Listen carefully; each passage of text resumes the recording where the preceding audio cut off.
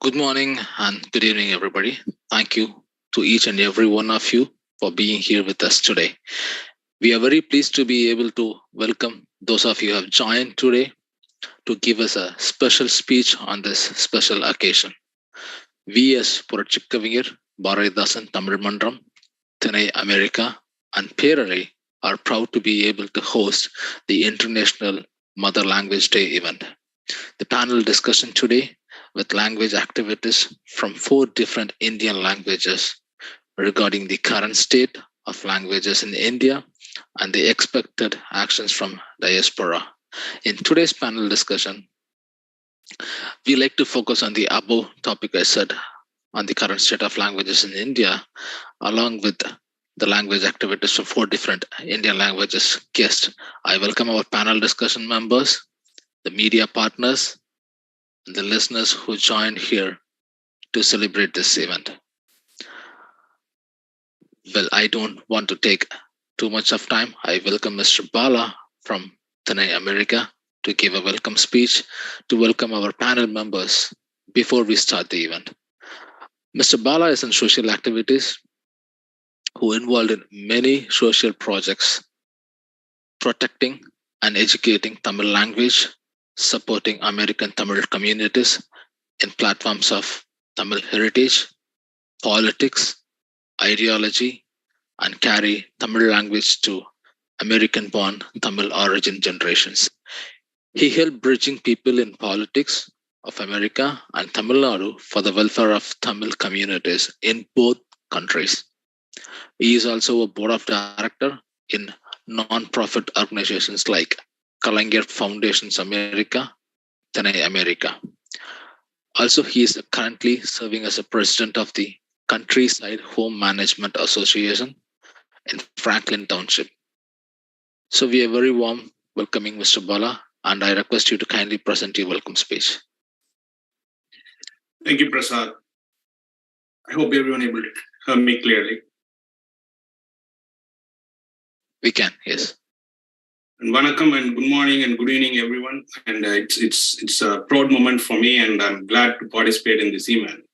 And we have been doing this as part of Thinai America and Puratchikkavi, Bharathidasan, Tamil Mandram. We have been doing this. This is our third event of International Mother Language Day. And to give a little background of this, we started, it was brother Aazhi Senthilnathan who started the Thinai America. He was the first guest on our event. That was around like September 2020. We started in the day of September 15, 2020 on the birthday of former Chief Minister of Tamil Nadu and the great leader, Periyar C.N. Annadurai.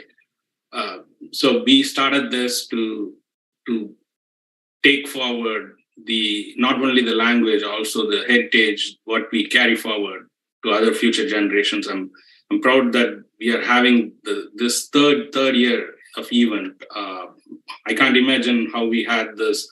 The first year event, we invited the school students, the college students. We had participants from Greek, Tamil, Marathi, Bengali. We had high school students from America. They participated here, and we had the chairman of Edison Democratic Party chairman in New Jersey. He was a chief guest.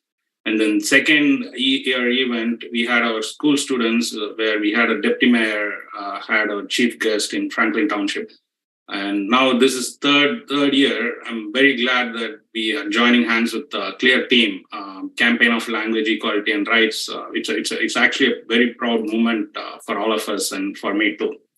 So I'm going to start in Tamil and English. Usually I hate Tanglish, but this platform makes sense to talk in Tamil and English, right? So let me start with this, a famous quote. If you talk to a man in a language he understands, that goes to his head. If you talk to him in his language, that goes to his heart. This is a famous quote from Nelson Mandela, and there's nothing else to tell the importance of this. the mother language we all speak. We all come from different origins, different languages we speak, different cultures we carry forward, but we all get united in one, like, which is like mother language. We are proud of our own mother languages, and we support each other. And we also have to, and in Tamil, the name of Purarchikkavignar Bharathidasan Tamil Mandram, the Purarchikkavignar Bharathidasan is a very famous poet of the 20th century. So he actually said, I'm going to quote in Tamil, I'm trying to say that in English too.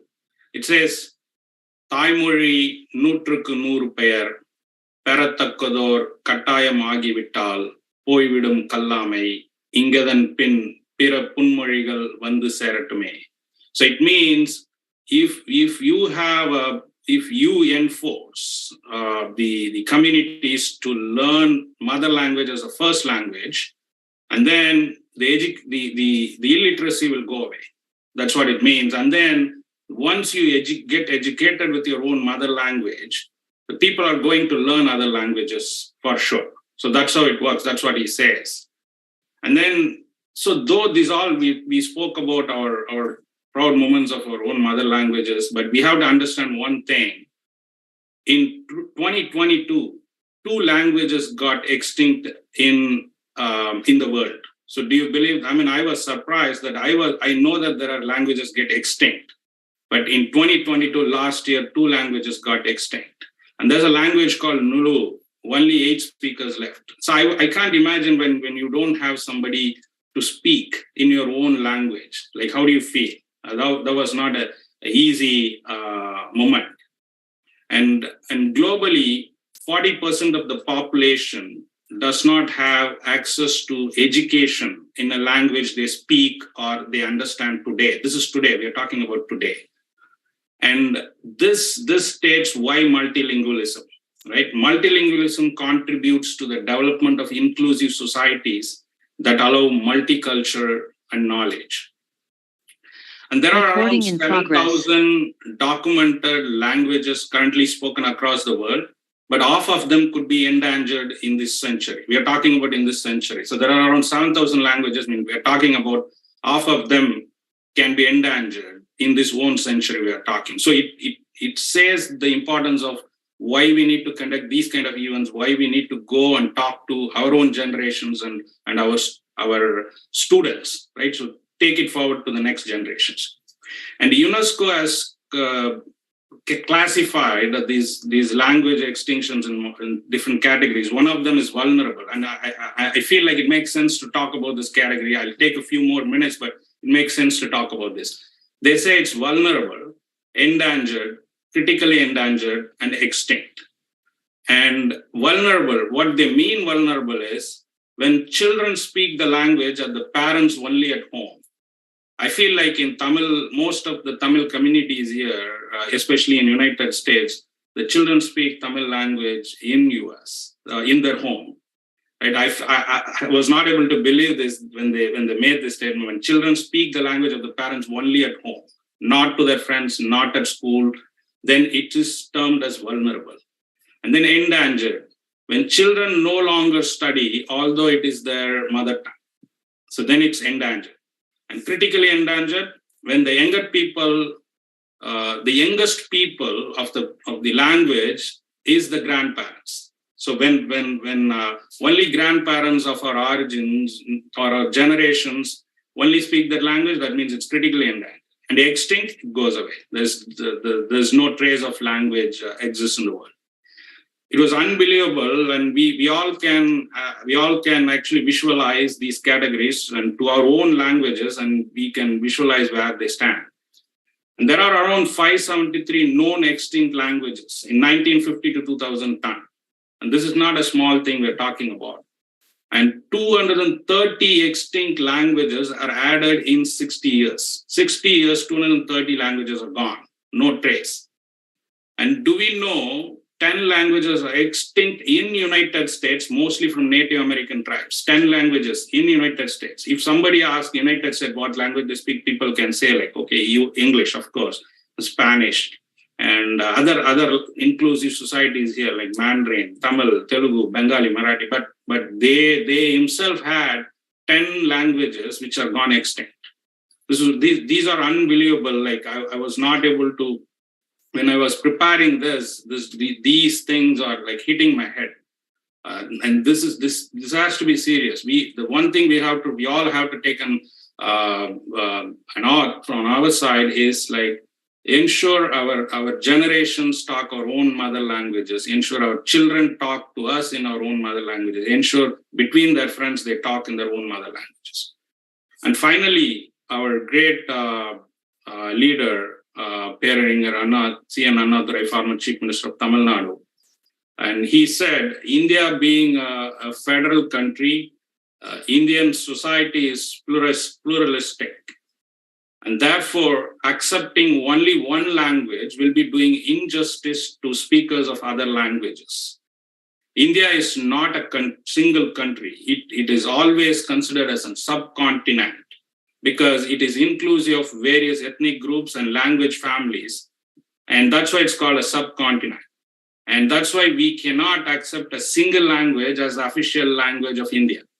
And this started, we all know that the International Language Day started in Bangladesh in 1952 when Pakistan, now previously they were governing them, and they were imposing Urdu to the people of Bangla. And they opposed it. And any opposition, it doesn't work anywhere, be it Tamil Nadu or be it West Bengal or East Bangladesh or Bangladesh now. So that's when they started the movement. They said Bangla is our language, and that's how it started. And it's all like now that became an internet, and the UNESCO agreed that they also authorized this as the International Mother Language Day. And be it Tamil, we are fighting for our own rights from 1930s, right? So we had we have no problem in learning any languages. I know 5 to 6 languages. That doesn't mean you can impose any language to me.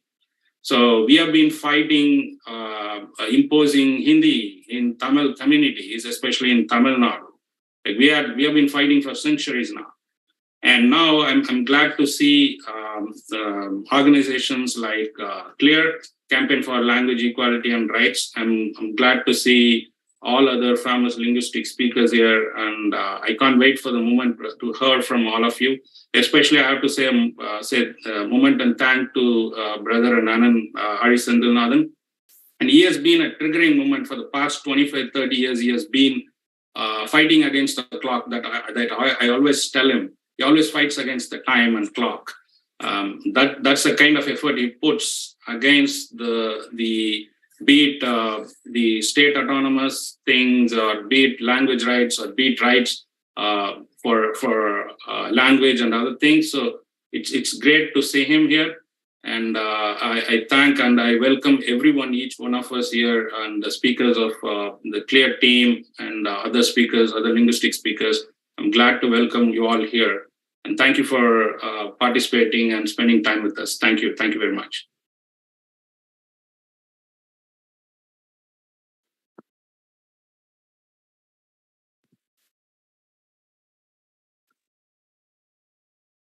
Thank you for that wonderful speech, and it's a good start, Mr. Bala. Now it's time to introduce our first speaker for this event, Mr. Aazhi Senthilnathan. I would like to confirm, is he joined the call? Okay, he's there.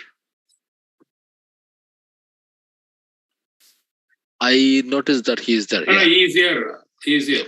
Yeah. Let me unmute him. All right. So Mr. Aazhi Senthilnathan is a businessman, writer, political critic, and language rights advocate based at Chennai. He is the founder of Aazhi Publishers, a media and book publishing company. He is the CEO of Landscape Language Solutions Private Limited, a human-powered AI translation platform company. He is a long-time contributor to Tamil computing as a media evangelist and now vice president of CIDLOB, the language industry body of India. He was one of the founding members of International Forum of Information Technology in Tamil language. As a publisher, he published more than 100 titles under the brand of Aazhi Publishers. He authored 5 books. Aazhi partnered with many Chinese publishers and brought many China titles into Tamil through translation grants. In 2020, Ali Publishers launched a YouTube current affairs channel, Purarchikkavignar. He is also co-founded Campaign for Language Equality and Rights, a language rights campaign in India, and worked with many state-level organizations from promoting Indian languages. I welcome Mr. Aazhi Senthilnathan to present his speech. So good afternoon and good evening, everybody. Depends upon your time zone. Thank you for the great introduction, Prasath. And I must thank Purarchikkavignar, Bharathidasan, Tamil Mandram, and Thinai America in US for arranging this very important meeting now. So my sincere thanks to Duraikannan, Bala, and others. And I also welcome and thank my co-travelers in India in the language rights movement, Dr. Jogha Singh, our president of CLEAR, and also co-founders and prominent linguistic rights movement leaders like Dr. Garga Chatterjee, Dr. Deepak Pawar, and others. I would like to bring a notice to you, maybe 3 or 4 points, that's it. And today I attended the International World Book Fair in New Delhi. It was exactly February 21st in 2014. Few people gathered in the New Delhi World Book Fair on the International Mother Language Day, and where some plan has been devised, and we wanted to work with different language rights activists from across India. So the beginning was in 2014, February 21st, in the New Delhi World Book Fair. Just a couple of days back, that is February 21st, we had a meeting in Odisha, in a town called Titlaghar, which is a remote town in Odisha, and where the language rights activists of languages like Gondi, Kosli, Binjal, Angika, and others came together to take their fight forward. And those languages are called non-scheduled languages in India. But even the scheduled languages like Tamil, Marathi, Punjabi, Assami, Bengali, and all doesn't have much rights. But many languages doesn't have even recognition as languages. So, to support the initiative, people like Mr. Deepak Pawar and myself, we visited Titlaghar. So, the current situation in India is very, very simple. We have a union government which has no idea of languages, language equality, language rights, language planning, language policies, nothing. So the union government still living in the days of imperialism, the past imperialisms, or they are still living in the days of empires like empires in the history. The most important thing is, despite, take the case of Tamil Nadu and also other states, not in the states, despite we have continuous struggles, demands, and almost a 1 century fight in Tamil Nadu. The struggles of language movements in Tamil Nadu now spans for a century. Despite all the things, and the government still harping the same thing. On the one hand, the language policy is completely English-centric. On the other hand, particularly in socio-political platform, it's completely Hindi-centric. In the research culture, it's basically a Sanskrit-centric. But essentially, the New Delhi, the city that I am staying now, is taking a decision on behalf of all the language communities in India, and they are imposing this language policy of Hindi and Sanskrit on socio-political and administrative thing on one side, and completely neglecting the development of mother languages on the other side. So, how to resolve this problem? Since 2014, we were working together. Most of the people are there in this forum. The next year in 2015, we gathered in Chennai. That was the 50th year of our heroic 1965 language war in Tamil Nadu. We used to call it as a Molipur, the language struggle. The second language struggle, Irandavadu Molipur. And that was the 50th year, 2015. So we had one more meeting, a conference in Chennai, where the campaign for language equalities and rights came into existence. And we also released a document called Chennai Declaration of Language Rights. So we wanted to emphasize a particular point. CLEAR is basically not a single organization. It's a federation of many organizations or individuals who are fighting for the language rights in India. Within 1 year, we were able to rope in some 40 language representatives in India. After the Chennai event, we had events in the next few years. In 2016, 17, and 18, we had similar events in New Delhi, Jalandhar, Bangalore, Kolkata, Dhanbad, Burger, and other places in Kerala and many other places. Everywhere, we issue a declaration. In Bangalore, we issue a Bangalore Resolution of Language Rights. In New Delhi, we issued a document called New Delhi Demands for Language Rights. In Burger, we specially issued a document for non-scheduled languages and so on. So this is a federal organization. I am its federal coordinator now. We don't call it as a national coordinator. I've been called as a federal coordinator of this CLEAR organization. So we wanted to bring together all the language rights people. So what has happened since then? So we started in 2015, September in Chennai with Chennai Declaration. So in the next 8 years, though we could have done so many things, but still what we have achieved so far is basically bringing together of the people and consistently emphasizing the need of one thing. What is that one thing? See, we can have so many demands. We can have so many organizations, so many people, so many individuals, scholars, and language rights people. There are so many people.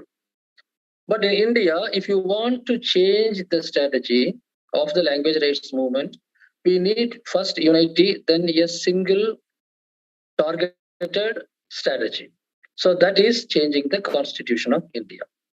So we discussed and finally come to a conclusion that conclusion is actually one of the oldest conclusion in the language movement in India since 1938 or so. So we wanted to amend the Constitution of India and simply throw away most of the articles or the part 17, which is the current one, which emphasize the single language policy, though they say English is also the official language policy in India. It's basically, politically, it's a single language policy that is for Hindi. So we wanted to change it. We wanted to bring a big amendment to the Constitution of India, having some basic ideas like language equality and language rights. What are they? Language equality means all the Indian languages are equal. Language rights mean we have the right of using the languages in administration, in education, in business, in all commercial activities, in all public services, in everything. Okay, so the language equality and language rights are the two basic ideas of this organization. So we want to change the Constitution of India through amendment and bring this language equality and rights so that in future, so many changes are possible. For example, making all languages which are already in the Schedule 8 of Indian Constitution as official languages of Union government, or bringing more languages into the schedule because some 40 languages are already in the warpath against the government. They already demanded the language to be included in the 8th schedule. Then you have so many other languages we didn't even started such kind of struggles. So we wanted to change so many things, but the basic premise is language rights and language equality. This is the platform. So everybody, though, for example, we may have some problem with Karnataka in the Kaveri rights issue. Karnataka and Maharashtra have some problem. Bengal and Assam may have some conflicts, and many states have some problems with other states. But in the language forum like CLEAR, we are united by a single agenda, the agenda of making all Indian languages are equal and they have their rights equally. So now come to the second part of my discussion. In another couple of minutes, I will conclude that. The most important thing is this movement, though it is one of the very important democratic struggles in India, I won't be saying that except in the states like Tamil Nadu and a couple of other states. In most of the states, it doesn't attract the kind of attention it should have. It's a very big problem for us. Some people who are working in the social media continuously doing propaganda and other activities are always followed it. But yet, in many states where the languages are actually affected, things needs to be in much better shape. In the last 10 years, I am seeing a very big change in the states like Karnataka, Kerala, Bengal, Maharashtra, Punjab, Odisha, even now in Hyderabad, even Telangana, that the local language movements are coming up, but still it is not a very big force. If the language movement in India to become a very big force, we need support from so many other sections of the society. Take the case of non-resident Indians. In the case of Tamil, it is Ayalaga Tamil.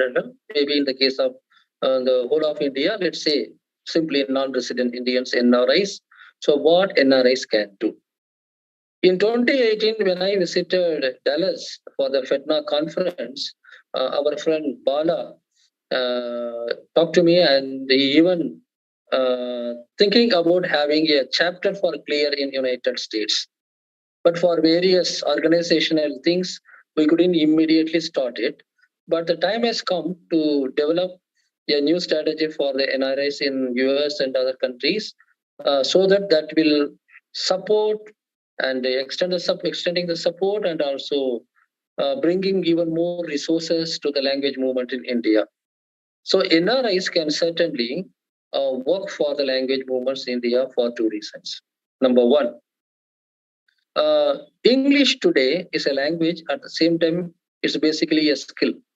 So we are not thinking about any monolingual policy hereafter. We are not saying that only Tamil or Punjabi or Bengali is going to rule. So the English is becoming a kind of lingua franca of the world. I don't know what will be the future of it, but still right now it is a linked language of the world, and it is basically a skill. We have no problem in that. What we need to do is, we have to see the language issue in different perspective. The language issue today is not just language issue. It's a problem related to our state, our identity, our political power, our culture, our civilization, our right to education, our right to information, our right to service, our right to get jobs in union government, our right to get our languages in the mobile devices or any other communication devices, our right to have our languages in the films, whether Tamil film or Bangla film or Bhojpuri film could exist or not. So it is a matter of so many other things. Finally, it is related to the right of living in a federation or in an empire. It's related to that. Second, it's also related to social justice. So language issue is an issue related to social justice, federalism, autonomy, cultural rights, and everything. And fundamentally, it is a human rights. So we have to take this issue to the global level, and we have to expose the current language policy of India and how it is both imperial at the same time unsustainable. It's a failure policy. Nobody can succeed with this kind of policy. So our friends abroad, most importantly, those who are working in the policy making related organizations, in the international organizations, in other organizations, please take this issue into the global level. So the European Union understood the language equality and rights much better compared to any other regions of the world. Maybe in Southeast Asia, we can see such kind of diversity. In many countries, we can see the diversity, except India, where still they believe only one language will unite India, though history says something else. So unless we are taking this language issue to the global level as an issue of identity, issue of democracy, issue of diversity, we are talking about multilingual, multicultural, multinational world and all. But India, we are going behind. We are going into a monolingual, mono-religious and mono-government and anything mono, right? That kind of mono that we are getting into. So we have to take this issue in global level, particularly in organizations like UNESCO. So this is first thing.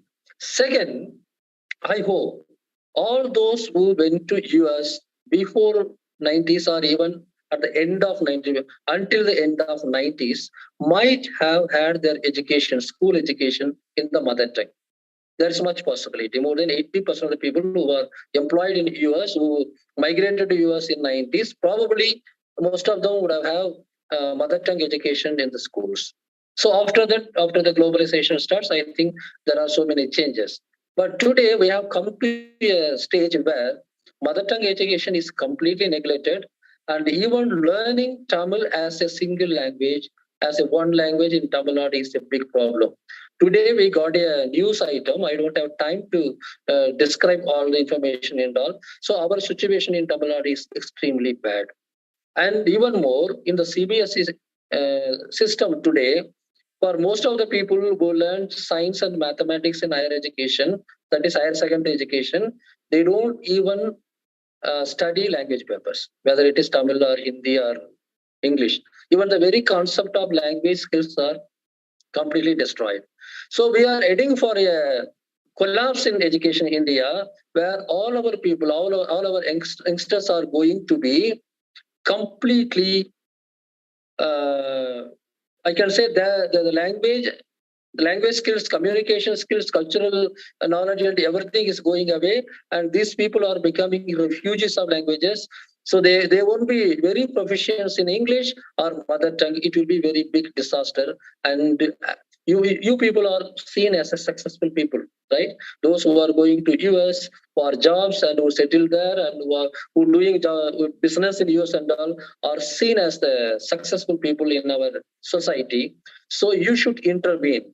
You should tell Tamil Nadu, in Tamil Nadu or Bangla, anywhere else. You have to interact with the people in your own state and tell them the importance of languages and importance of identity, because you are facing that identity the moment you enter into the airport in US, right?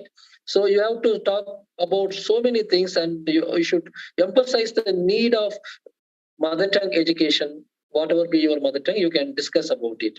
So the American Tamils or American Indians can certainly interact with the local governments and tell them why all the successful countries in the world are using the mother tongue education as the primary strategy for development and what's wrong with our system. And the third, the most important thing, there may be so many associations, Tamil Association, Telugu Association, Bangla Association, and Marathi, so many Sikh associations are there. There are so many associations in US, Canada, and other countries. So at least for the cause of this federal idea and the language rights, we want all our language community associations to come together and form a group that would both support the language movement in India and influence the language policy of India from outside. This is a strategy, it will work, because we know when the people who are seen as a successful people say something, do something, at least people started to listen. So I'm not joking. This is reality. This is a reality. So US and the Canadian Indians can also do this. I won't be taking much time. I'm concluding now. Probably if there is any other session, I can discuss more. But the final point is, all the Indians in US, whatever be your language community, please come together and form the organization of your own and give support to the language rights organizations and other events and all in India, and also try to influence the policymakers, particularly in New Delhi, by using tons of data available over the net and also available in so many other places, saying that why mother tongue education is important and why multilingual future is the only future, why the monolingualism is not going to be there. Anyway, in the next step of languages in the world, we are heading for a AI. The impact of AI on the languages is going to be very huge. So this kind of language business may not even be there. But anyway, this is the time to think different, and we will work together to make it a success. Thank you very much. Thank you, Mr. Aazhi Senthilnathan, for speaking about the importance of language movements, the current issues, and also proposing the solutions to address it. Next in the panel discussions, I welcome Dr. Johar Singh Virk from Punjab. He is a retired professor and former head of Department of Linguistics and Punjabi Lexicography in Punjabi University, Patiala.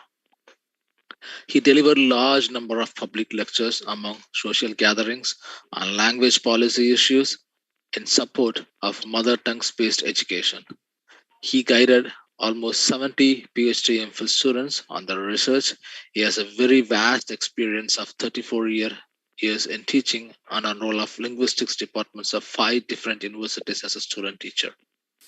He is the founder and present president of Campaign for Language Equality and Rights Trust, an umbrella organization of comprising mother tongue activists and organizations from about 40 Indian languages.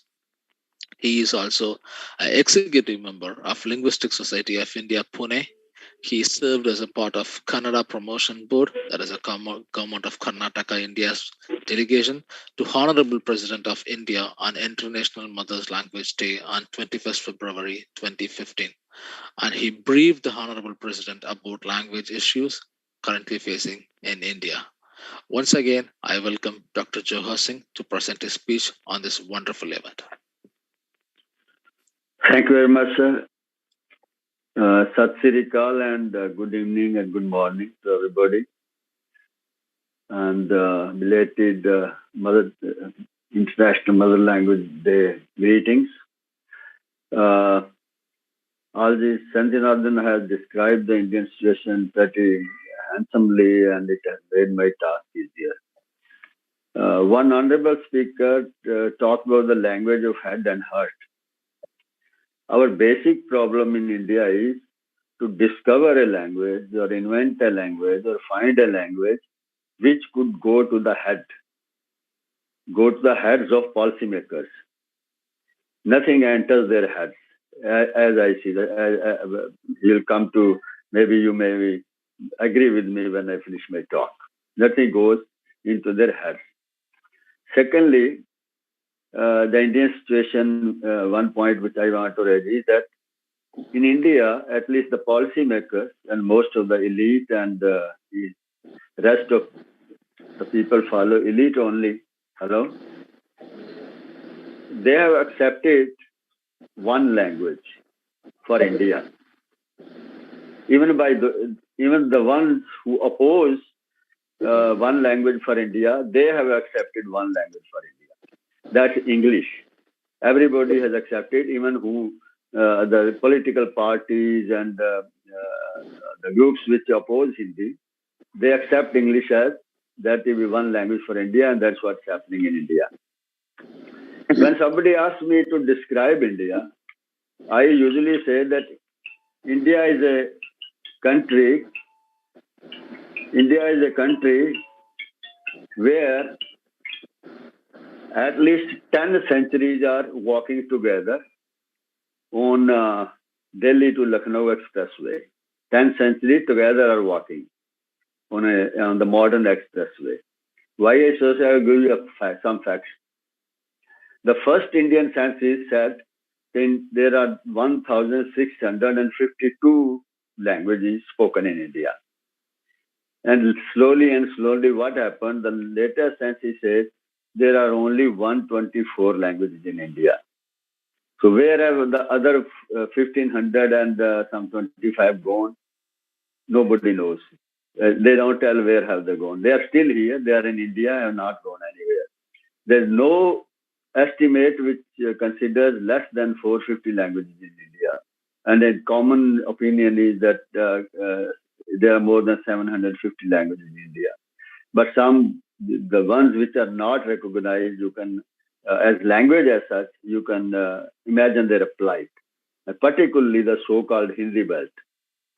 There are dozens and dozens of individual languages, starting from Rajasthan to Jharkhand and Chhattisgarh, which are independent languages, which have as long history as Hindi, maybe sometimes longer history than Hindi, which are not recognized as independent languages, and they are just considered dialects of Hindi. And that's the situation. So if we could say that India is a killing field for all Indian mother tongues, particularly the non-scheduled ones, and consequently, because language permits each human the country is a killing field for language, it is a killing field for all human domains. It could be educational, social, cultural, scientific, technological, economic growth. We could say India is at war with all Indian mother tongue. India is at war with India, I would say, if we look at the language question. This is the situation. I can't give the figures, what is happening and to language in how English and to a certain extent Hindi is dominating and has harmonized. And one such strange point, which may look very strange, that this government and in earlier governments as well since 1947, they talk a lot about Hindi. There is a Rajbhasha department in the union government has spent. There's a lot of money which is allocated to that. But all languages have been, in a way, as big enemy of Hindi as they are of other languages.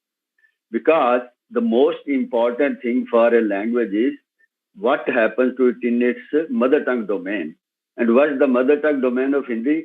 It is mainly Uttar Pradesh, Haryana, and these areas surrounding Delhi.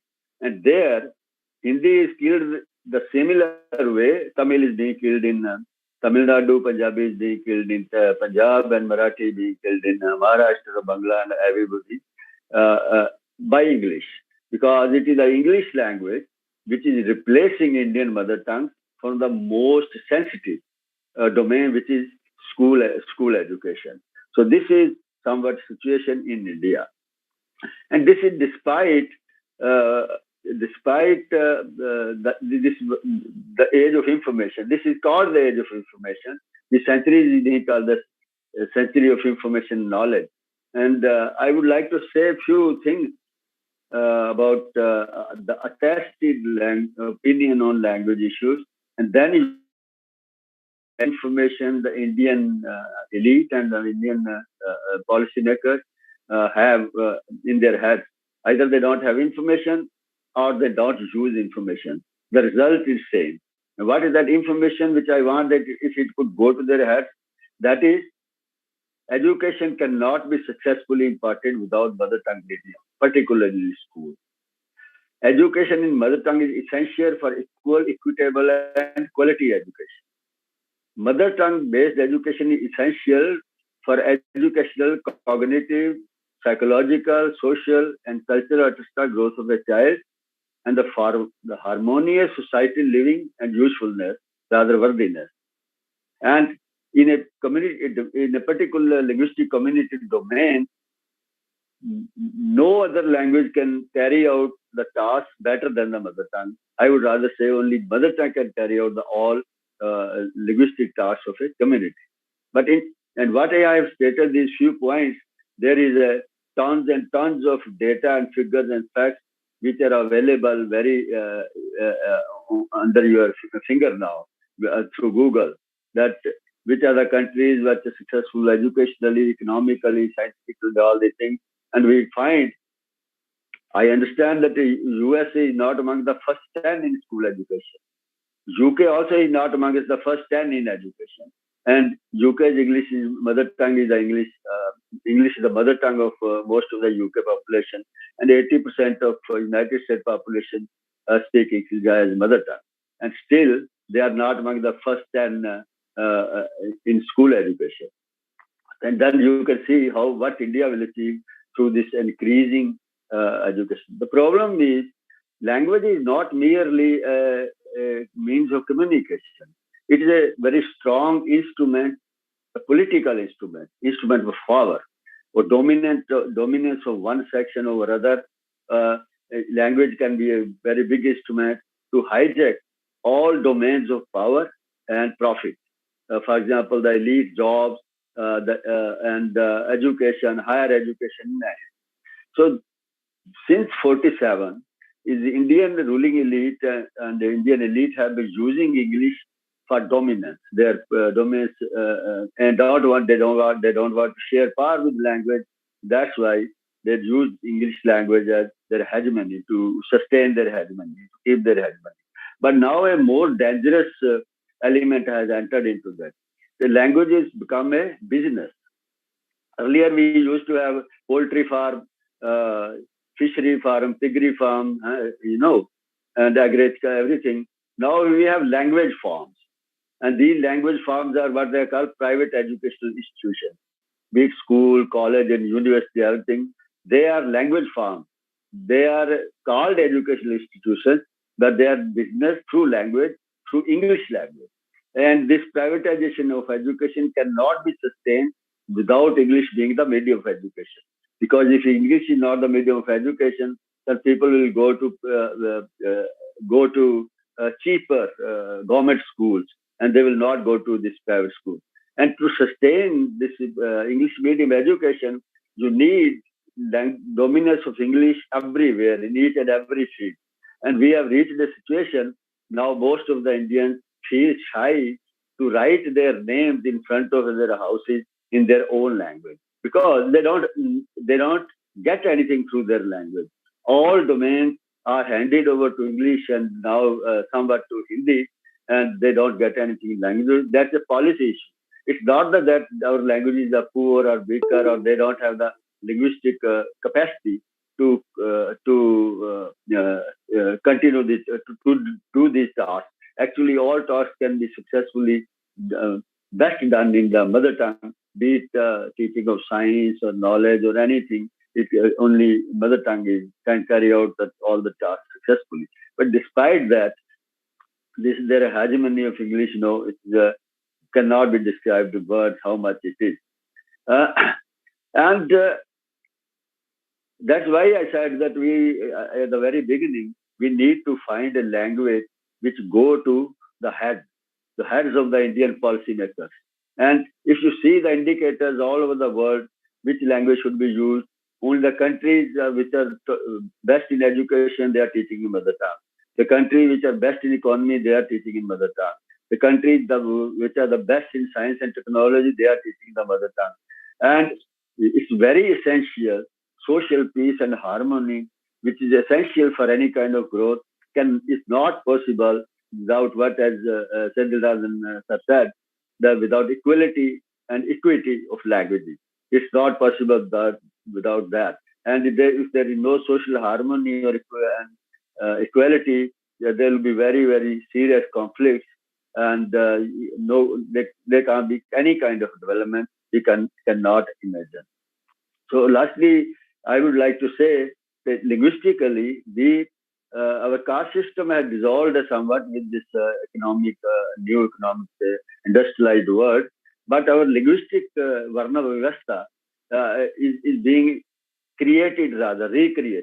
And there is a one Swarna Varna and elite who get everything through English, and they want the hegemony of English everywhere. So what we can do, what the diaspora or the other people like us can do, what we have been doing also in a way, that is, we have only hope with the people, because now I said that this privatization of education it's for profit, and this lobby is so strong now. This private education lobby, they can change governments even. That is why there are very many noises, not only from Tamil Nadu, from elsewhere also against Hindi, but never they speak very strongly against English. because that is related to the profit of the corporate and all this mafia. I call it mafia, the education mafia. They'll never speak against that. Therefore, the only hope are the Indian people, to go to them, to take the truth to them, scientific policy, these facts and figures, to take to them, and only then and make them realize what losses, what colossal losses they are facing, in particularly the poorer section and the deprived section. We should go to them, make them aware, educate them, organize them, be with them, and change this policy, which is not possible without bringing all mother tongue say well-wishers and various on one platform. And I'm little glad that Clear is doing somewhat in that direction. And I'm hopeful also. I'm hopeful because this English medium schooling started in the 90s. And earlier, schooling was not an English medium. Therefore, this did not create that bigger a crisis as it has created now. This started in 90s, and now the results are out. What are the results of this English medium after the English medium schooling started?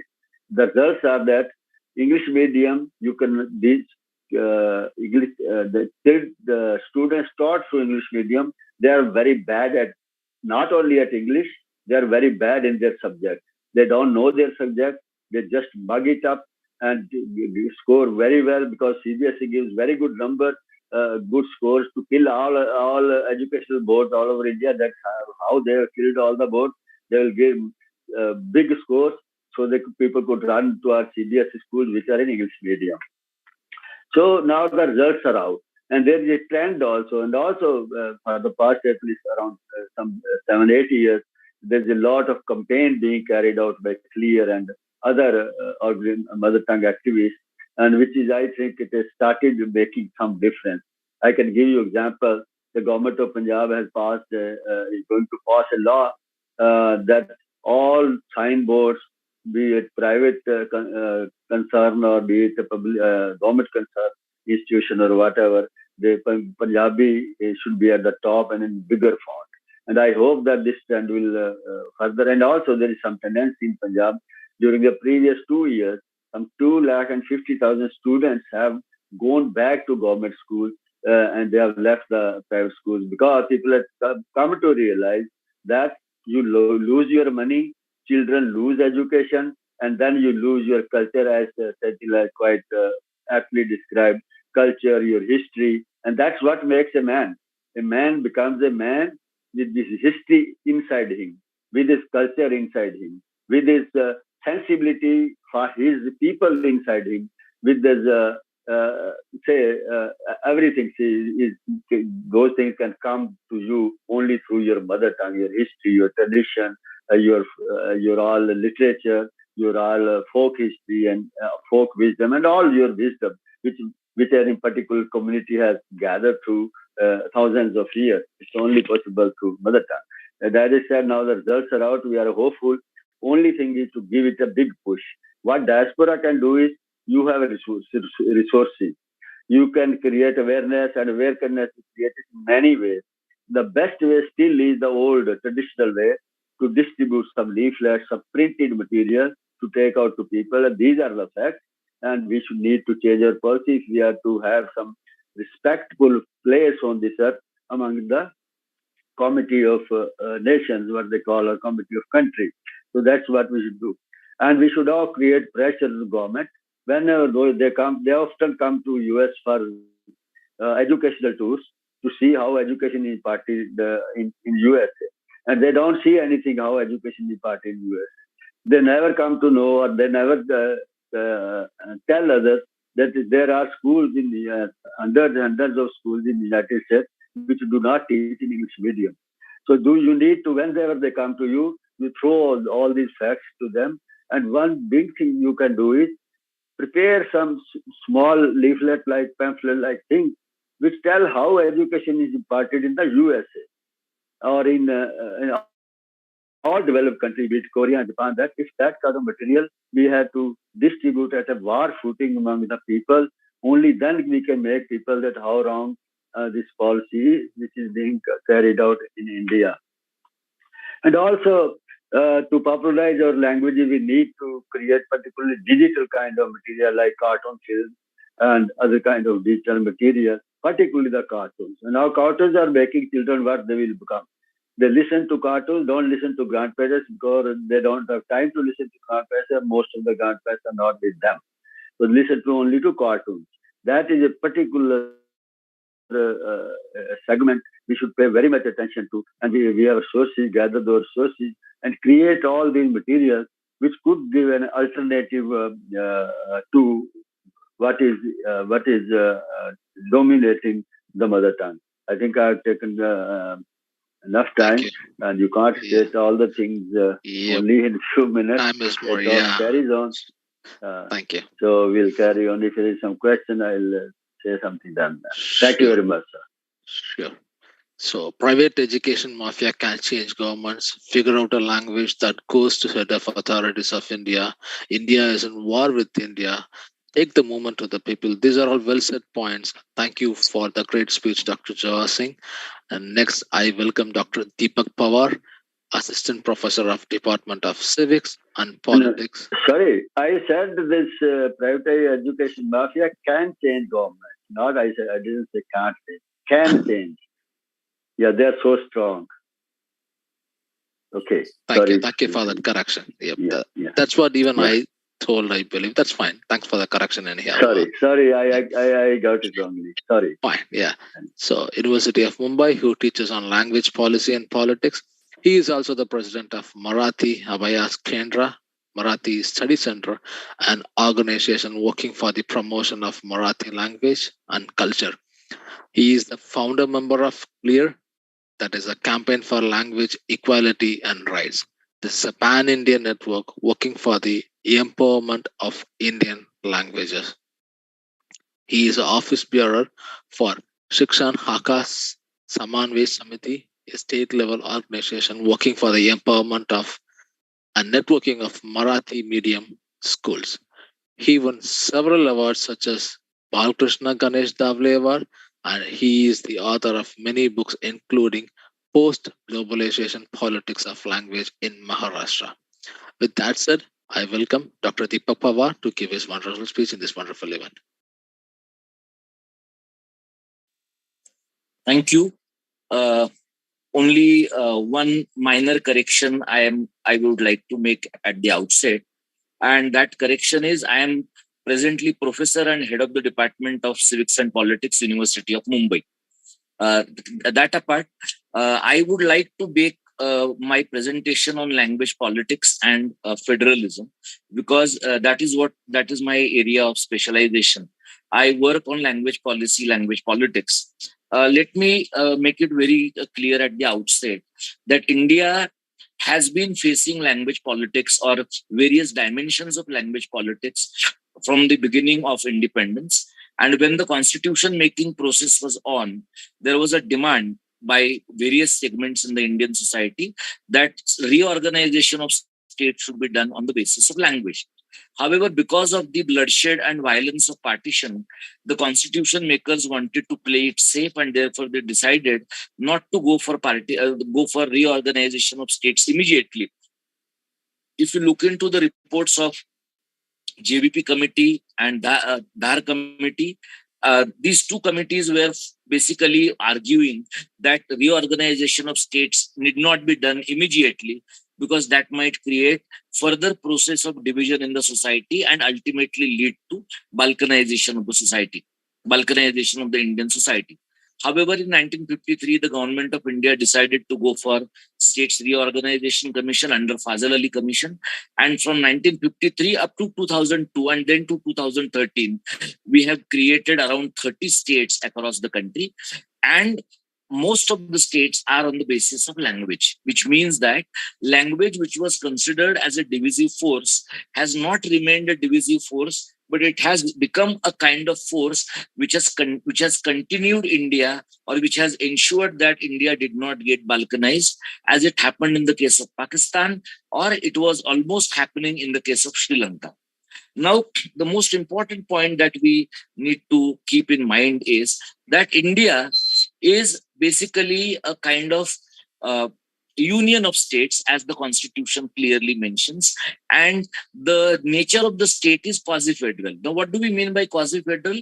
Quasi-federal is, it looks like federalism, but it is not federal. The center has more powers. If you look at central list and the concurrent list, where the center has the right to make legislation, the number of items in the central list and the concurrent list is much more than the number of items in the state list. And the state list has been further eroding over a period of time. Now, how is it related to language politics? Because one of the ways in which language identity of people has been controlled or curtailed by the union government over a period of time is by keeping the state's identity or state's political powers in check. For example, in Punjab, Akali Dal not only represented the Sikh religion, Akali Dal also represented the Punjabi language. In Assam, the Assam Gana Parishad represented Assamese language. And when the Assamese language genuine voice was not taken into consideration, it finally led to a kind of rebellious, insurgent and secessionist voice of Ulfa. In the case of Kashmir as well, you will find that Kashmir's secessionist movement has partially something to do with the way in which Kashmiri language has been neglected. The point I'm trying to make clear is that in India, if you keep languages happy, if you keep languages developed, if you keep languages organized and have a kind of process whereby planning language is done in a meticulous manner, you can keep the states in a proper manner. For example, in last few years, especially since 2014, we are seeing a model in India which is called Hindustan model, whereby the dominance of the Hindi language, which some scholars of political science have specifically said it is internal colonialism of Hindi language. Having said that, I am not saying that external colonialism or imperialism of English language should be tolerated or accepted. But as English language's global imperialism or cultural imperialism or cultural globalization is a matter of problem. Similarly, the dominance of Hindi, not only in the cow belt, but also in states like Maharashtra, where the language like Marathi shares a script with Hindi, is a serious problem, and that needs to be considered. We have, as Professor Joga Singh said, we have a hierarchy of languages. We have a Varna Vyavastha of languages, and where English at this moment is on the top, followed by English, followed by official languages of the state, followed by semi-official languages of the state, and in the last leg of that particular hierarchy is what we have, the tribal languages and languages of people living in the remotest part of the country, where they do not have their own scripts. There are very few efforts made by institutions or universities like Kalinga Institute of Social Sciences, where they are making attempt to incorporate, assimilate, and not just assimilate or basically follow a middle path of integrating people from the tribal belt of different parts of the country.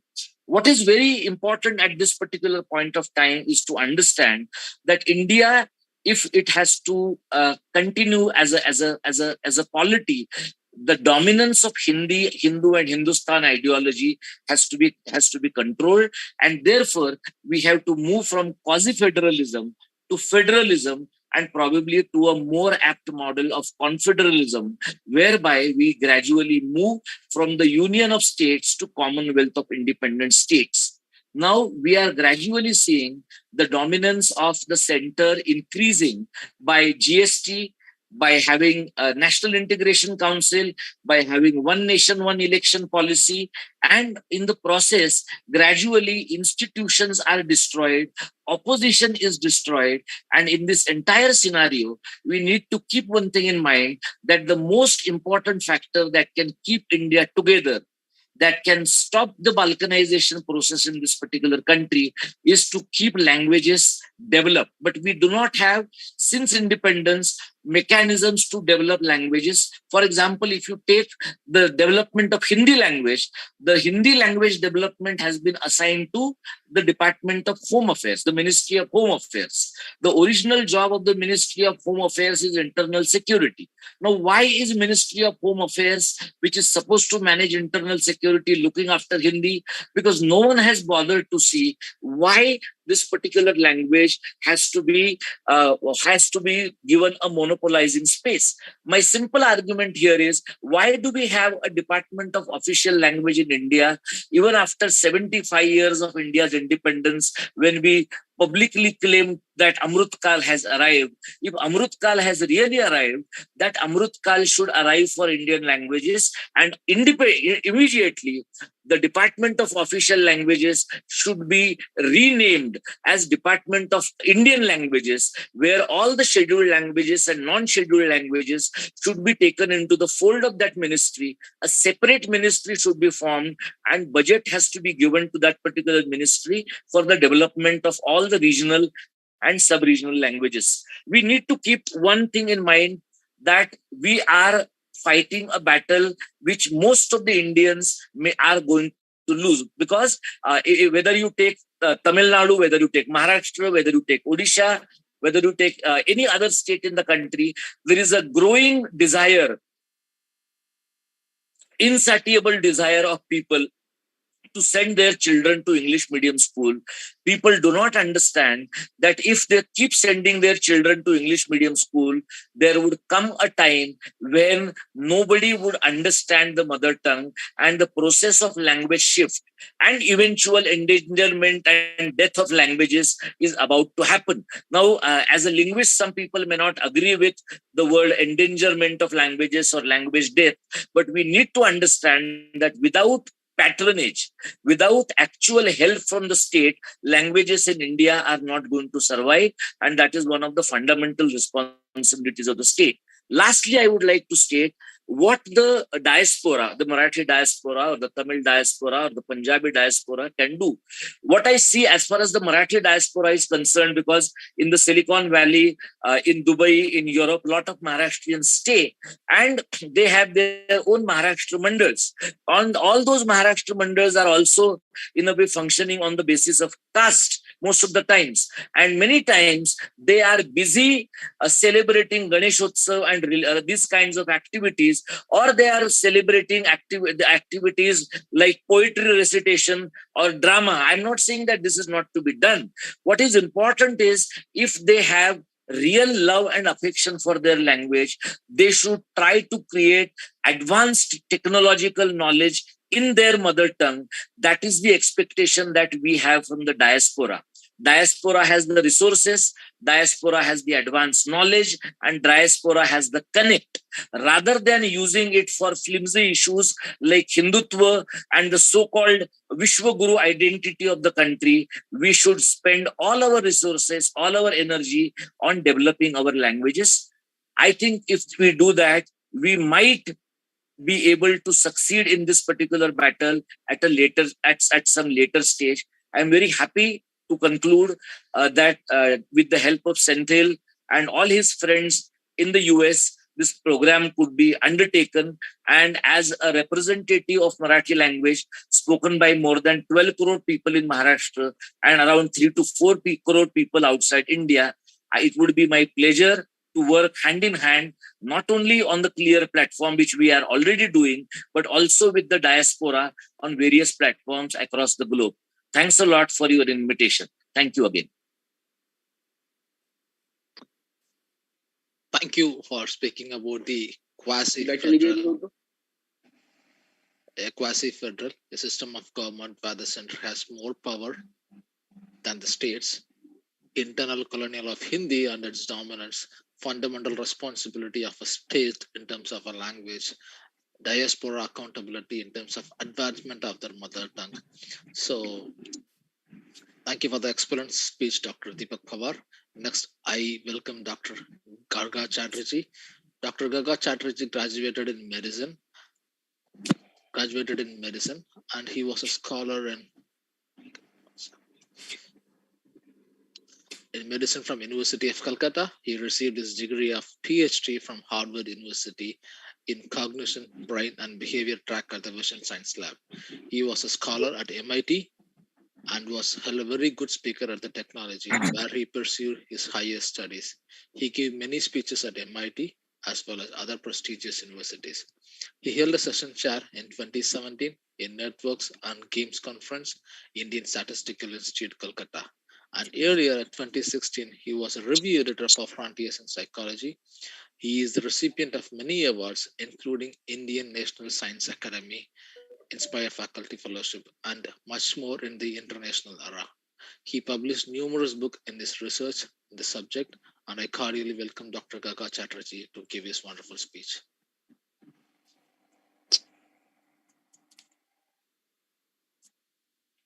Namaskar. Am I on? You are. Okay. Yeah, so the title of my speech is What I Stand For, is what I stand on. And this is actually inspired by a poem by American poet and linguist, and I wouldn't say linguist, he's actually a philosopher and a farmer. Okay. Let me read the poem at first, and then I will get into a couple of points that I want to make. This poem is called Below by Wendell Berry. Above trees and rooftops is the range of symbols, banner, cross, and star. Air war, the mode of those who live by symbols. The pure abstraction of travel by air. Here a spire holds up an angel with trump and twigs. He is in his element. Another lifts a hand with forefinger pointing up to admonish that all's not here. All's not. But I aspire downward. Flyers embrace the air, and I am a man who needs something to hug. All my dawns cross the horizon and rise from underfoot. What I stand for is what I stand on. And I think this sentence or poem encapsulates what we could call ourselves mother language enthusiasts, we could call ourselves mother language activists, or as I would like to call all of us, we are nationalists. I am a Bengali nationalist. There are Tamil nationalists here, and so on and so forth. Right. And we should pity ourselves on this day. Here we are, speakers of among very easily among the top 30 languages of the world. Okay. Punjabi, Marathi, Bangla, Tamil. Okay. And here we are discussing how to save our language. We are representatives of states which run Delhi. Delhi runs on our subsidy.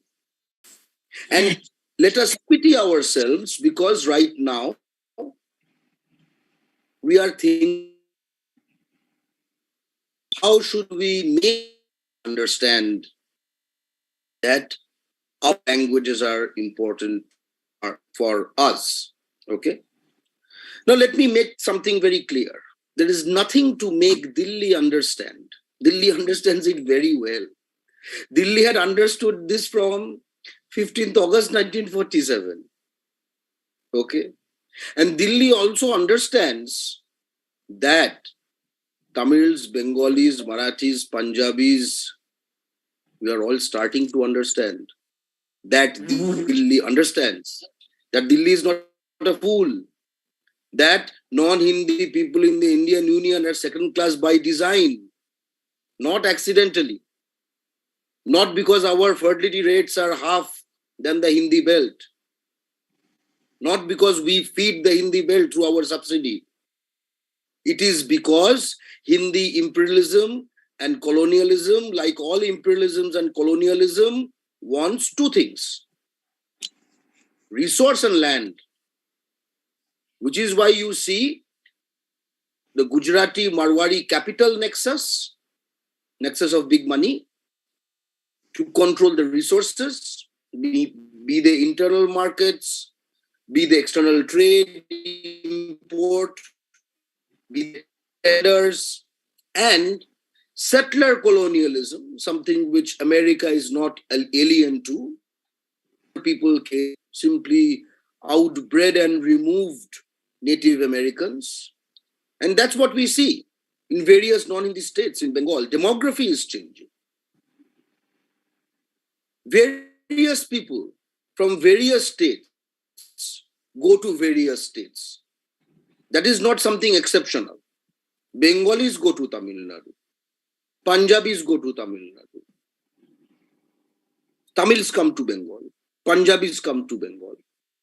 Okay. Tamils go to Punjab. Bengalis go to Punjab. So that nothing new about it. Tamils, the Punjabis go to Maharashtra. Marathis go to Tamil Nadu. Nothing new about it. This has always happened. But none of these immigrant groups into some other state have the audacity to say that I am entering Tamil Nadu, Tamil should learn my language. No people, no Tamil or Punjabi or Bengali entering Maharashtra or Mumbai has the audacity to say Marathis should learn Tamil and Punjabi and Bangla. We know this, but there is a big elephant in the room. We know that there is a certain group empowered by Delhi. Wherever they enter, they do not want to learn our language. They want you to learn his language when he enters your home, which means in your home, the space for language is, your language is decreasing, my language is decreasing because he has Delhi power behind him. He is spreading in numbers in double the fertility rates than you.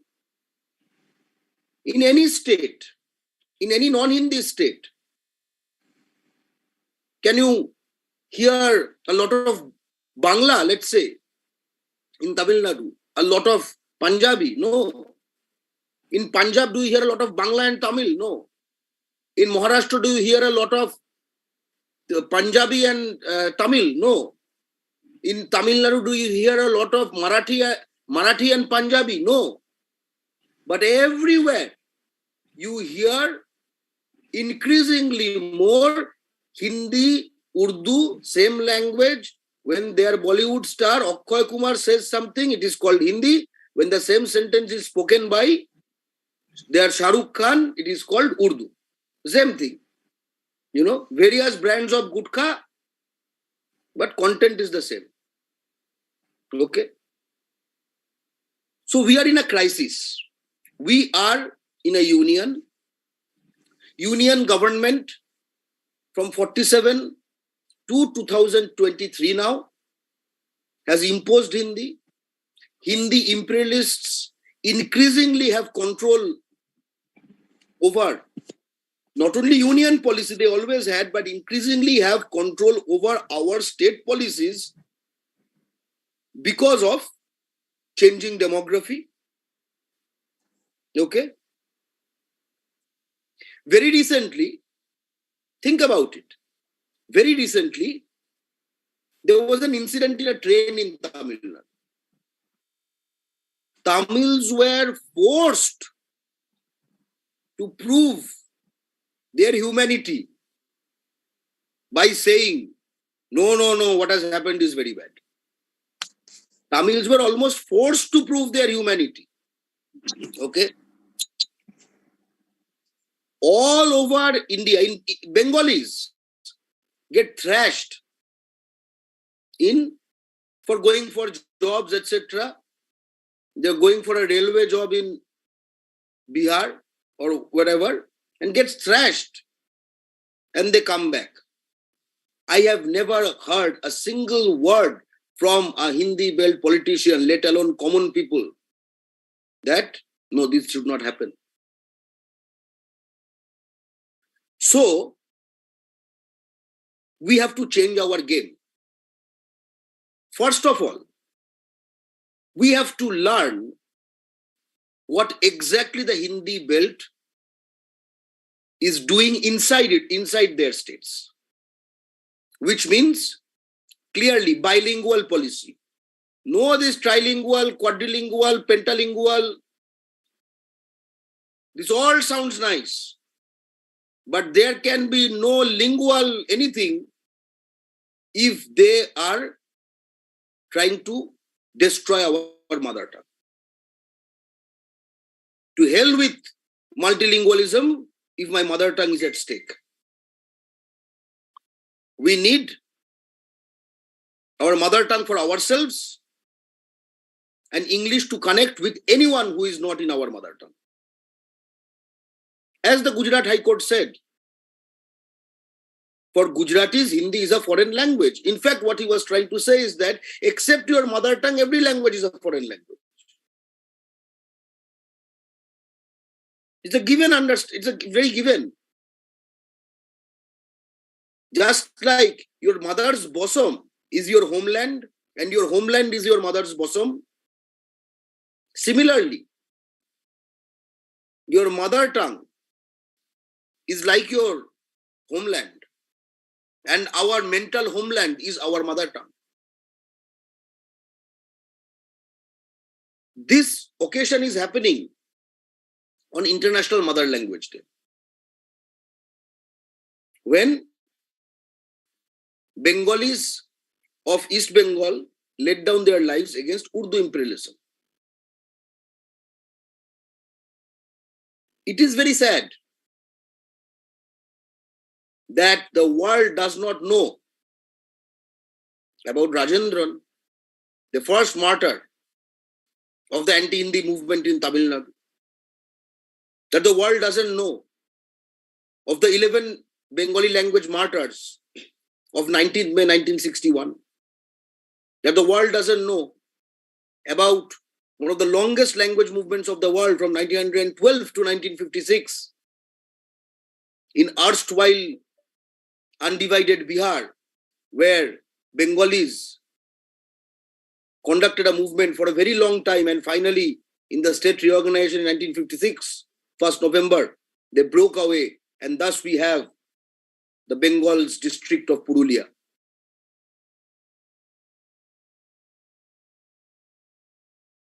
So that this game will not be won by logic only. This game, if non-Hindi have to survive, and hence non-Hindi languages to survive, and not as a corollary, as a result, if non-Hindi languages have to survive, we have to up our game. What does that mean? Number one, we have to unite. Okay? Tamil should visit Bengalis and not only eat each other's food, but also set up trade chamber of commerce, Tamil Bengali chamber of commerce, Marathi Tamil chamber of commerce. Cut them out. Cut them out of our loop. We can talk to ourselves directly. Am I not talking to you people directly? Am I not intelligible and understandable to you guys? Distance from Kolkata to Chennai is smaller than distance from Kolkata to Chennai via Delhi. Okay, this is a geographical fact. And this is not only a geographical fact, this is a historical fact. Number two, in our respective states, there are various political parties. We have to blackmail these political parties. For long, various, say, Punjabis in Punjab, Marathis in Maharashtra, Bengalis in Bengal are votes. We have to convert them into vote banks. The only appeasement that can happen in Tamil Nadu is Tamil appeasement. The only appeasement that can happen in Maharashtra is Marathi appeasement. The only appeasement that can happen in Bengal is Bengali appeasement. The only appeasement that can happen in Punjab is Punjabi appeasement, because that's why this state was created. This is not Madras province. This is Tamil Nadu. R.N. Ravi can go back to Madras province. Tamil Nadu will march on to the future. One day R.N. Ravi will not be there by natural course of lifetime of a human being. But Tamil Nadu will always be there. Tamil will always be there, and Nadu will always be there also. Okay? Remember this. But it will not happen automatically just because I'm prophesizing. Watch your demography very closely. Are all tenders of the state government of Tamil Nadu going to Tamils? Why did this train incident happen? That Tamil guy, that Tamil patriot, is actually, in a crude way, maybe to some of your liberal sensitivities, is expressing an anger that he cannot get a job in his own land when he sees another person from another place get a job in his land. Is this anger not justified? Are not political parties supposed to intervene before a person tries to intervene in that train compartment by policy? Should not all states follow Haryana and Jharkhand? Remember, they are both Hindi states. To make son of the soil domicile reservation for private jobs? You may think, how is this related to language? If this is not related to language, nothing is related to language. If our boys and girls do not stay and get jobs in our state, where will our language be? In poetry only? In singing only? In YouTube only? In Facebook only? Our language has to be in boardrooms. Our language has to be the language in which the IAS talks to his or her junior. Okay? IAS from any state. Third, delimitation is coming, 2026. It is an opportunity. Sorry to interrupt, the time is up and I want you to... Yes. I will just take two, I will make two brief points. Sure. Delimitation is coming. This Maharashtra, Bengal, Tamil Nadu, Punjab, etc., even if some party wins all seats, they will not have any voice in the center. So we must prepare for that time in advance. We do not have too much time left. And last point, the role of non-residents.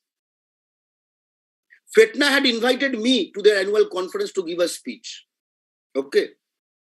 I hope the Bengali conference, when it attains Bengali nationalist consciousness, does something else than only cultural programs and invite Tamils, Punjabis to talk on these issues. What is there to celebrate, man? Our nations are cornered. We will only do harmonium and play tabla.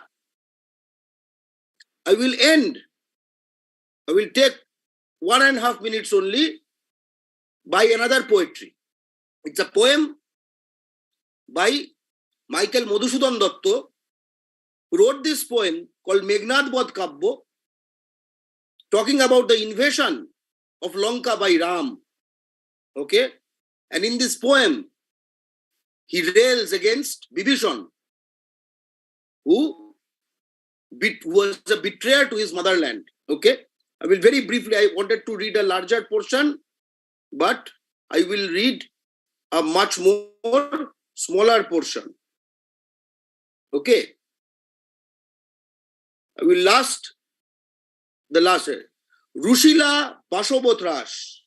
গম্ভীরে যেমতি নিশি তম্বরে মন্দ্রে জিমুতেন্দ্র কপি কহিলা বীরেন্দ্র বলি ধর্মপদগামী হে রাক্ষস রাজানুজ বিখ্যাত জগতে তুমি কোন ধর্ম মতে কহ দাসে শুনি জ্ঞাতিত্ব জাতি ভ্রাতৃত্ব জাতি এ সকলে দিলা জলাঞ্জলি শাস্ত্রে বলে গুণবান যদি পরজন গুণহীন স্বজন তথাপি নির্গুণ স্বজন শ্রেয় পর সদা এ শিক্ষা হে রক্ষবর কোথায় শিখিলে কিন্তু বৃথা গঞ্জি তোমা হেন সহবাসে হে পৃথিব্য বর্বরতা কেন না শিখিবে গতি যার নিচ সহ নিচ সে দুর্মতি I will translate.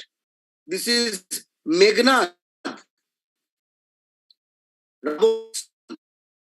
talking to Bibhishan, his uncle, okay, after he has failed, after he has been mortally wounded. Okay, so what he says, the bane of Basava, Bashob means son of Bashob, Ravan. The bane of Bashob grew livid, gravely, as when the Indra among clouds rumble angrily in the sky at midnight. The Indra among warriors spoke. You who follow the Dharma's path, younger brother of the king of Rakshasas, are renowned throughout the world. According to what dharma? Pray do tell me, this humble servant, please let me hear. Did you abandon all of this? Your kin, your nation, your brothers. It says in the learned books that even if outsiders are with virtue and your people virtueless, still then your own, devoid of virtue, are to be preferred. Outsiders are forever only outsiders. Where, O best of Rakshasas, did you learn this lesson? But I, in vain, do reprimand you. In such company of Rama, O brother of my father, why would you not learn but barbarity? He who travels with the lowest of low becomes a lowly creature. So, we must remember our people first, our language first. Everything comes later. Varga Tamil, Joy Bangla. Thank you so much. So started with the poem and then Hindi colonialism, history of language movements, current crisis of increasingly control over state policies and solutions, right? And then you nicely ended with the poem. Thank you for that excellent speech, Dr. Garga Chatterjee. Next, I welcome Dr. Indra Kumar. He is a political editor and anchor in the parallel media. He is also a freelance translator for Landscape Language Solutions, which mainly serves as translation, transcription, and interpretation from English to Tamil and vice versa. He produced many political interviews. He is passionate in writing scripts and articles about current politics, history, and law in the websites and newspaper. I once again welcome Dr. Indra Kumar to present his speech. Thank you for making me a doctor, and I am not a doctor. I'm just a mister. All right. But thanks for that. Surely one day I may also become a doctor. I wish or you. have a doctorate in that. I wish you. Thank you for that. I'm not a great linguist or a bigger activist than anyone who presented their speeches before me. I'm just a journalist who is in the making. But I'm a proud Tamilian who resides in Tamil Nadu within the boundaries of India. The Indian nation, I straight away want to go into the speech. In 1993, the Russian coat of arms was changed. Before that, from 1918 to 1993, the Russian coat of arms was decorated with the hammer and an axle and the paddy fields and some slogans which are democratic, republic, and uniting the Soviet nations. But in 1993, once again, the imperial logo, that is the imperial coat of arms, was incorporated as the coat of arms of the new Russian Democratic Republic. That you can see, two eagles will be holding a globe and holding a torch, which is straight away is an imperial signal that we are back to the Tsar reign. Recently, Putin have also explained that be proud in the sovereign. He said that. He said something like that. Recently, in India also, the national emblem, that is the Sarnath symbol, which was designed by the great emperor Ashoka, the Sarnath symbol was changed. The emblem was erected above the new parliament building, which is under construction now. But everyone was shocked that why the statue of Sarnath symbol was revealed even before revealing the new parliament building. But revealing that Sarnath emblem, it was not looking same as the Sarnath emblem as we have seen before. The previous Sarnath emblem we have seen, we can see elegant lions standing in 4 directions, which stands tall and which looks elegant. And as it was designed in an era of kingdom, an elegant king, we can see an elegant king through that lion. But the lion was roaring now. The lion is opening the mouth with its bigger teeth. Everyone pointed out that, and everyone was shouting at the parliament. But the sculptors and the officials made a very good reply for that. They said, it is 99% similar to the Sarnath emblem. You are going to view it from a very, very great distance. As we are viewing the Delhi from Chennai, or from Calcutta, or from Punjab, or even from the Delhi, which is outside the national capital territory. We are seeing it from a very, very, very great distance. So all of that have been kept in mind. And as much as such, there is no deviation in the piece that you see at eye level. The outline will match the emblem. Only the outline will match the emblem, but the content is changed. The imperial India is born. That is the one thing that is conveyed through that emblem. What is the imperial India is about to give us? The imperial India focuses on Hindi. That is the outer coat they are wearing. The Hindi, Hindu, Hindustan. Dr. Deepak Pawar had mentioned that Hindi, Hindu, and Hindustan, this is the lineup they are having. Yes, it is exactly. The Hindi is depriving the so-called Hindi heartland or the cow belt or anyone who speaks Hindi of jobs from their own states. The Hindi is depriving themselves from the jobs from their own states. They are not even getting the jobs from their own states. What prevents them to ask for that right? In Tamil Nadu, we are struggling. We are raising the voice. We are protesting for our rights, and we are protesting for our employment within the state. And we are also now protesting for our reservation, the Tamil reservation within the state. But the Hindi heartland, we cannot see such a struggle in a massive manner. Only few communist comrades have been struggling for that, but if they are also now gone. We can see them nowhere. They are not at all protesting for their rights within their own state. It is connected to the Hindi imperialism and the Hindi imposition upon them. And it is also related to the fact that the unequal distribution or the improper distribution of the taxes, as Garga Chatterjee sir has mentioned before. The Tamil Nadu is producing more revenue, but getting very poor outcomes from the union government. We are getting very low tax revenue share from the union government, because more tax revenue is shared for Bihar and for Uttar Pradesh and for other Hindi-speaking states which adopted Hindi as their language of state and the official language of the state. These states are receiving more, and we are getting punished. When I am talking to Kaushik Maiti in Odisha, he was also sharing the same thought. We are punished for what we are giving to this nation.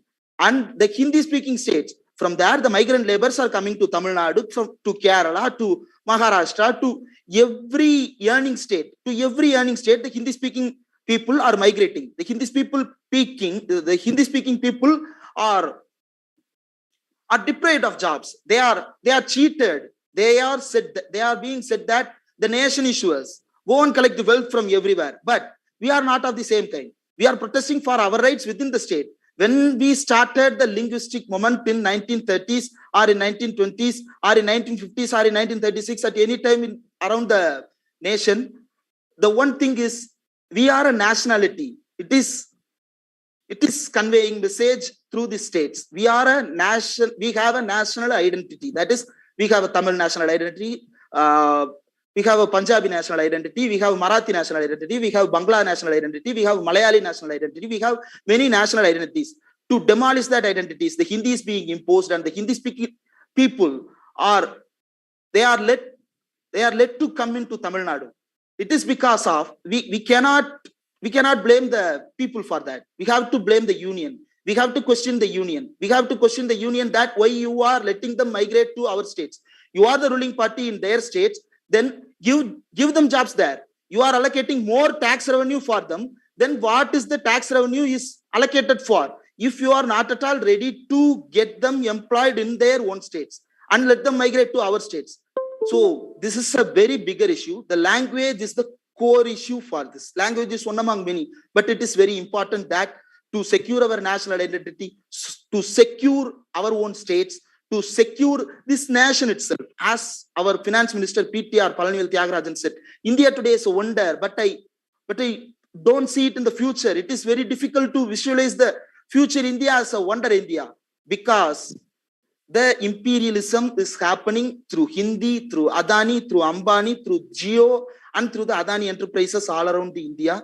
So my request to everyone around the nation, and also the Tamil diaspora and the other nationality diaspora living in the United States, that please spread the awareness among everyone around the world who are migrated from India, because only with the help of our diaspora outside India, we can have a bigger battleground, and we can have a bigger voice to make the unions hearing. And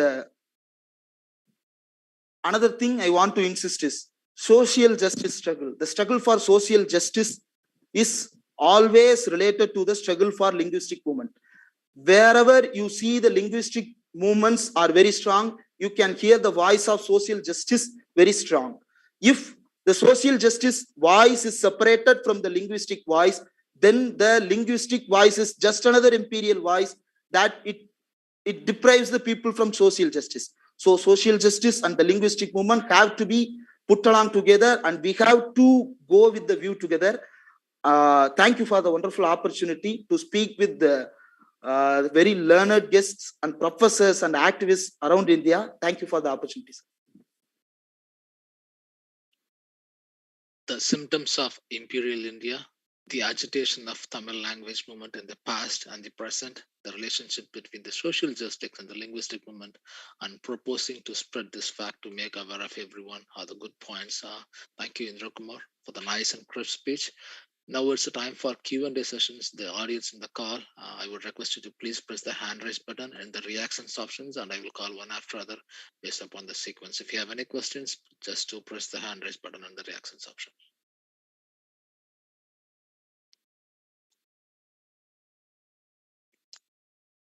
So the first one to raise is Daisy. Daisy, you can unmute yourself and go ahead. Please ask your question. Hi, good morning. Thank you so much. In 2017, I heard that central government allocated 623,000 crores to resurrect the dead language, and only 23,000 crores allocated to the other languages, regional languages of India. So what is the status of that money and language? This is for Dr. Chatterjee, Garga Chatterjee. Thank you. Thank you, Daisy. Dr. Chatterjee, you can unmute yourself and if you know, please share the info. Thanks.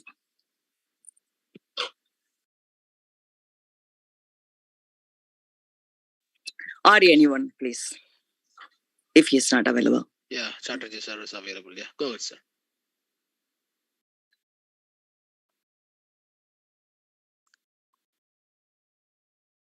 That question is for you, Chatterjee sir. I think, Daisy, can you repeat your question? Yeah, can you repeat your question? In 2017, Indian government, the central government, allocated 623,000 crores to the dead language, to resurrect the dead language. What's happened to the money? And the language is there. How many people are speaking? I'm just wondering. And the rest of the regional language had only 23,000 cores. I would like to answer if Gorgo is not available. Go ahead, Lali, sir. Thank you. Oh, I was asked that question. I didn't realize. Yes, sir. Yeah. Gorgo is for you. Go ahead, please. Okay. See, you're talking about Sanskrit, basically, right? So let's speak directly. So it's an interesting question. Now, language. The fathers and mothers have language, but languages don't have father and mother. Okay. So this very strange notion that is often pushed by Delhi that so-and-so language is the mother of that language and so-and-so language is the mother of that language. Father and mother have languages. Languages don't have father, mother, sister, all of these things. So we should keep our approach scientific at first. So you have to realize that since we are in a union of states, and since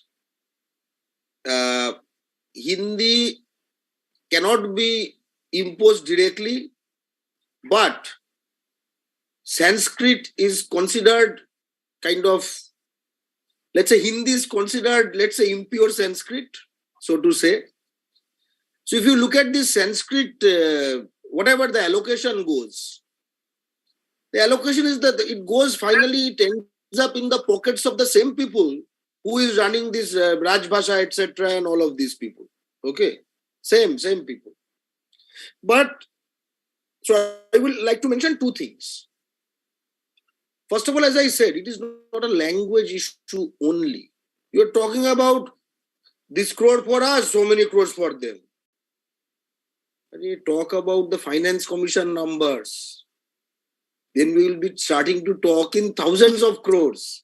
Okay. The day that finance commission numbers will be fair, then we will donate to Sanskrit, no problem. Okay. Right now they are grabbing and giving to Hindi, giving to Sanskrit, etc. That then we will be in a place to donate. Okay, how much do you want?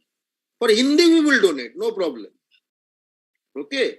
So that is where the main finance issue is, not these sub-allocation issues, number one. But having said that, let me point you out to the Constituent Assembly debates. There was a smart Bengali in that debate. So he was opposing Hindi in his mind. But in his speech, he said, I want Sanskrit as the national language and official language. Why? Because for the exact reason you were saying, it's a dead language, means it will be unworkable. So think about this as a strategy also. If suddenly all non-Hindi people, let's say Dravidian states suddenly say, I'm just putting this out, we want Sanskrit as sole official language, then in a very strange tactical way, we practically will not have any official language and we will achieve linguistic equality. Think about it. That's all. Thank you, sir. The next in line is Dr. Soma Ilungavan, sir. I'm very happy we are having this conversation today. When we were growing up, we were reading Sarat Chandar, Kandegar, all that translated in Tamil. Now, the Marathis, the Bengalis, and the Punjabis and Tamil, if we unite together, we should have a bigger voice in Delhi. And I think this, even today, should lay the foundation for such a combined effort to allot whatever money is allotted to Sanskrit should be awarded to all the other languages. I think that should be our main focus. And if we focus on that, we will unite. And at the same time, we will have a say in the future. And thank you all very much fantastic speeches, and really appreciate all that. To bring all this together, the Purarchikkavignar Bharathidasan Tamil Mandram has done an enormous effort, and Thinai and all the others, I really appreciate very much. Thank you, the participants. We are very proud of you.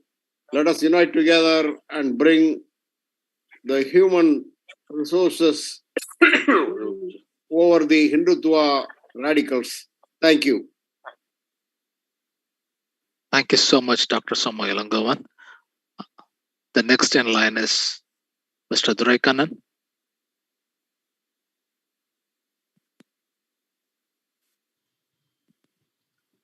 Hello, everyone. Good day. Good Yeah, we evening. can hear you. Yep. Okay. Thank you. Yeah, it's a wonderful speech by everyone. Fact-filled, fiery, wonderful speech to ponder on language policy the Indian government is imposing and what we have to do. So I really appreciate all these speakers for their beautiful speech, and also I thank them for immediately accepting our organization's request and accepting our request, and today came for this meeting. Also, I thank special thanks to Aazhi Senthilnathan and Indra Kumar from Kerala for coordinating this effort from Chennai. Thank you to you. And also, I would like to take this moment for them to, going live broadcast of this event by Kerala and America TV as well. Now, coming back to my question, nowadays, I want to quickly raise two questions. To one is, if you see the Tamil Nadu government, wherever they put that, they say Namma Chennai, and they put Namma in Tamil and Chennai in English. Namma Madurai, right? Namma in Tamil and Madurai in English. Like that, you can see these things keep on happening nowadays. I would like to understand from Aazhi Senthilnathan and others, what is the reason behind this, why they are doing this, and any of the language activists take this to right official attention to address this one. That is one question. And the second question, now when you say the International Mother Language Day, there is a big monument in Bengal, right? International Mother Language Monument. But in Tamil Nadu, the language protest, language right protest started in 1935, but we don't have such a monument to remember all the people who gave their life and to remember them, right? So, is there any from CLEAR or other linguistic organizations? Is there any effort on this one reaching to government, Tamil Nadu government, to erect a monument for Tamil martyrs in Tamil Nadu? Thank you. I would like to answer to these two questions. First, for the second question. For many years, Tamil organizations and recently CLEAR too has given memorandum to the government of Tamil Nadu to set up immediately to erect a good monument in Mulakothalum where Nadarajan and Talamuthu were buried, and also to have a very big symbolic structure for language martyrs. But so far, nothing has happened. Very recently also, I suggested to the current government to take it forward. I think we need much bigger and consistent voices to make it happen. This is very sad, extremely sad that Tamil Nadu has witnessed such a very big language movement. So far, we have no place to commemorate the martyrs the way Bangladesh has the Ekushete, there is this monument in Dhaka, and there are so many other such monuments. We need to do this. I hope the present government can take it seriously and do something we can do. As far as the first one is considered, that is a problem from different perspectives. On the one hand, most of the projects today handled by contractors and even the government officers, they believe only these kind of things will attract the youngsters. There is no such evidence or there is no such data on that, but they wanted to have it in a bilingual way. It's happening across India. I have seen full Hindi books are published in Roman letters, published by big publishers like HarperCollins. This is a very big problem, and probably we can discuss it separately. But the government should also consider various factors, but most of such things are happen because of extremely poor governance and control over so many things. This is one of such cases. Thank you. Thank you, Anand. Thanks for. I would like to say a few words on that hybridization of language. Go ahead, sir. Hello. Can I go? Yeah, please. Yeah. Please. See, language of power is a language of prestige. And whichever language dominates in all this educational, economic, and all domains, that is looked as a language of prestige, and people feel proud while using that language. And other languages are seen as inferior language. They themselves feel shy of using them. And this is due to the power of English and prestige added to it. That's why this kind of linguistic process do occur. So when our languages become capture all their mother tongue domains and own all their mother tongue domains, they also will looked upon as prestigious languages of wisdom and wise. And then people will use our languages, not other. They will not mix this words from other languages. Thank you. Thank you so much, sir. One more point. Thanks for both of you for your answers. And also, I would like to take this moment to thank our fellow organization. I forgot to mention the name, Thinai America. From the day one, they coordinated this effort. I thank them as well on this effort. Thank you. Yeah, Mr. Shobik, you can. Yep. Go with your question. It's a quick question. I have basically two questions. The first one is there is this increasing urge by the government sitting at Delhi to promote the Hindi language at United Nations. And so, I mean, like, has clear the campaign for linguistic equality and rights, does it have any any pathway of how it can be prevented, or is it doing something about it? This is the first question. The second question is, I am an observer from Bengal, and I've been observing, reading a lot about the language movement in Tamil Nadu. I just to be a bit nitpicky about something. See, there are, we often hear that Tamil Nadu does not allow 3-language policy. But it is indeed true, it has come to my notice that there are schools in Tamil Nadu, especially CBSE and ICSE, which are allowed to flourish and where you can actually take Hindi as a second language. So don't you think the political establishment has made some mistakes when it comes to preventing the 3-language policy from entering Tamil Nadu? So these are my two questions. One is United Nations. Whom is the first question for Mr. Shobik?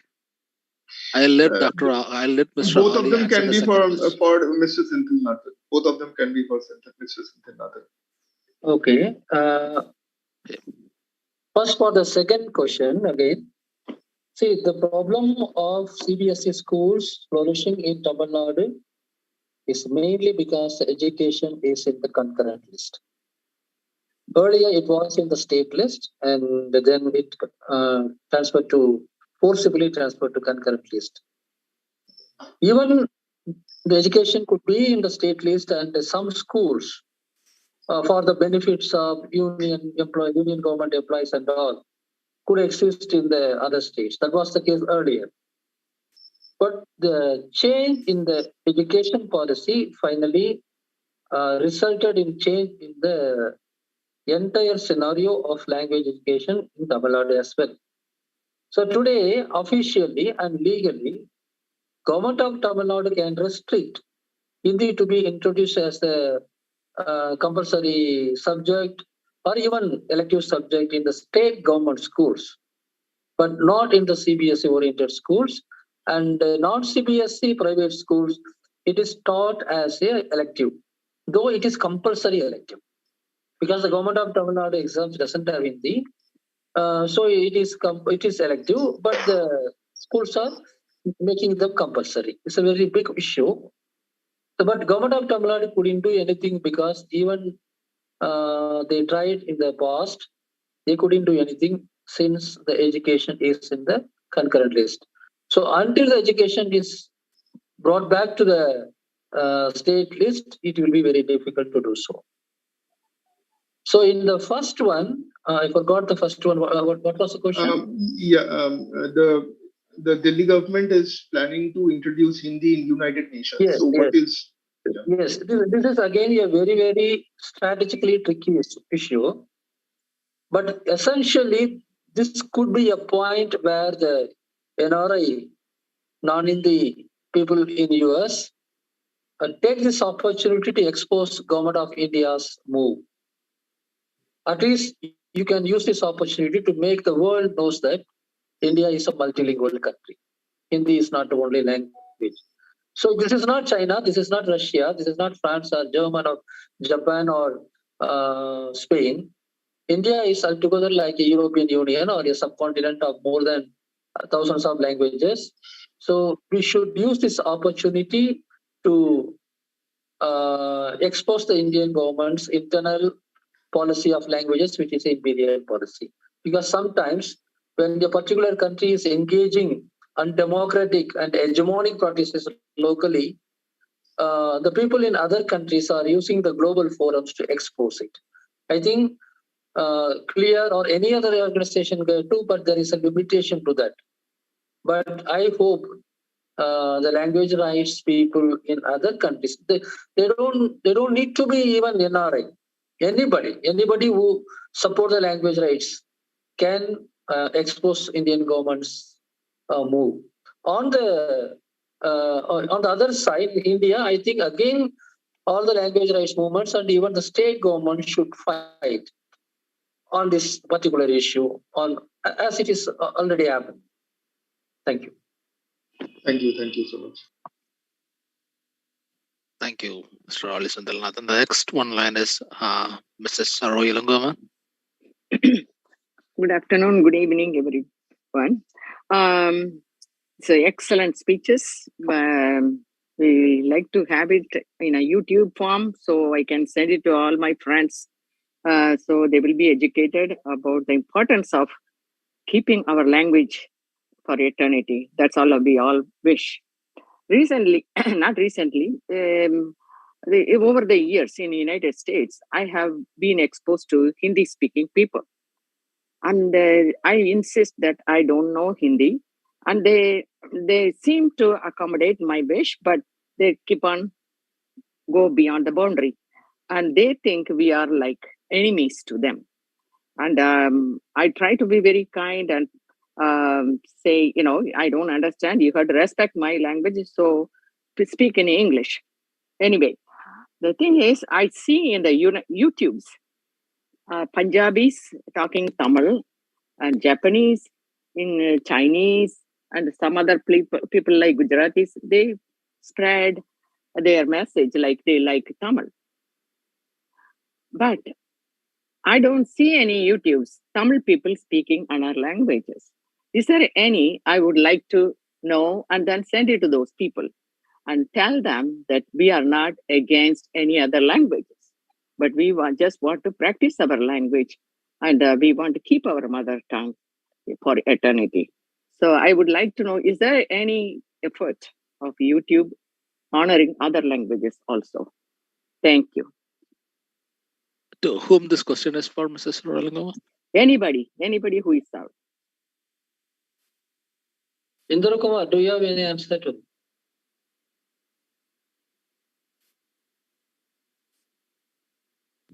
See, normally in Tamil channel, hello? Yeah. Yeah, Tamil part, I think Senthilnathan should answer what she said about the coming out of boundaries. You should ask them, they should come out of boundaries and they should learn Tamil.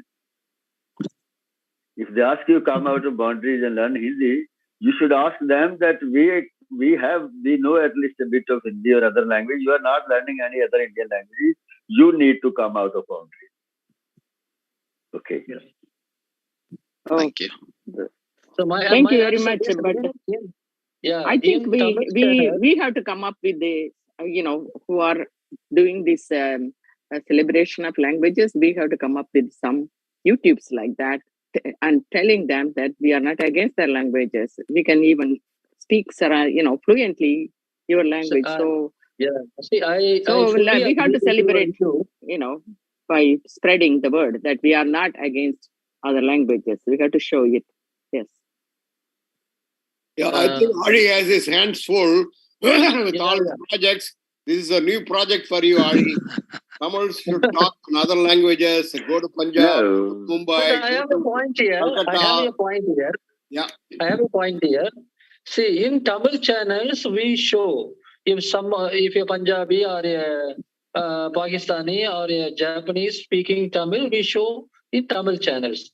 Probably if Tamil speaks some Chinese or Korean, they will show in their channel. We don't show, right? Normally they will show.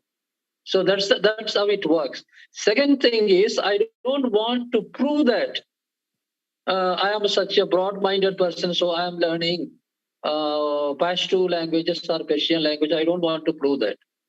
If it is convenient for both of us, we'll discuss in any language that we already know. I know English, the Hindi person, if they know English because they are in the US, so we can simply speak in English. And this giving such kind of importance to all these kind of things is actually reducing our protesting ability, right? It's very clear.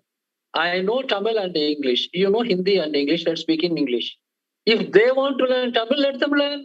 If you want to learn Hindi, please learn. Who is going to? So we don't need to show any such generosity or that we are not such a people. We are actually broad-minded. So we will be learning all the languages. We will be displaying to the world that we will be learning. We learned these languages. I don't think these things are necessary in the very political sense. But personally, let us learn any language as possible because we need to get connect with the world a much better way. So I think everybody please learn more languages. That is completely different. I would like to tell Honorable Madam that I neighbor Haryana and Uttar Pradesh.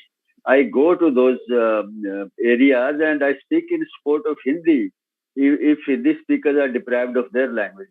I have several YouTube videos where I have been speaking in support of Hindi, where Hindi speakers are deprived of Hindi. So it's not that we don't, as if we are enemies of other languages. We support Hindi also, where if Hindi speakers are deprived of their mother tongue.